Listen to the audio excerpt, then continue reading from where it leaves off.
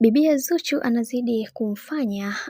Diamond Platnumz aendelee kumpenda zaidi kutokana na yale ambayo amekuwa akimuonesha, na leo hii tumeweza kuona furaha ya Zuchu akiwa nyumbani kwake, jambo ambalo limeweza kuwafanya watu wengi waweze kufurahia pia na kumwambia kwamba mama, hakika umepata mwanaume ambaye aliye bora katika maisha yako, na Mwenyezi Mungu aendelee kukupa neema na baraka katika kila hatua ya maisha ambayo unayopiga, kwa sababu kila mtu anatamani sana kuweza kuiona hii furaha ikiendelea katika maisha yako, kwa sababu kila mtu aliamini ya kwamba hakuna binadamu ambaye anayekosa changamoto za kimaisha na kwenye mahusiano pia, ila kwa hiki kilichoweza kutokea, kila mtu alimsifu na kumwambia kwamba ama hakika wewe ni mtu na nusu, na pia Mwenyezi Mungu atakupambania kukufanya uwe wa thamani zaidi katika kila hatua ya maisha ambayo unayopiga, kwa sababu umekuwa ukipambana na kuwafanya watu wengine waweze kufurahia sana katika kile ambacho umekuwa ukikitenda. Mara zote Mungu aendelee kukupa baraka na neema katika kila hatua ya maisha ambayo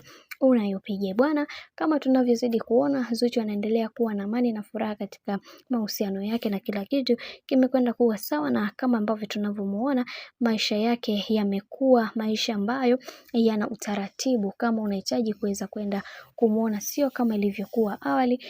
sasa hivi Diamond Platnumz ameweza kumtengenezea mazingira mazuri ya yeye kuweza kuhakikisha pamoja na mtoto wake wanakuwa katika sehemu salama salmini katika hatua ya malezi. Bwana, mambo ndo kama hivyo, unavyozidi kuona mambo yanazidi kuwa mengi juu ya hiki ambacho kinachoendelea kwa sasa. Mimi nataka nikukumbushe kitu kimoja, kama ndo mara ya kwanza kufuatilia channel tupendwa hii hapa ya Kelo Media,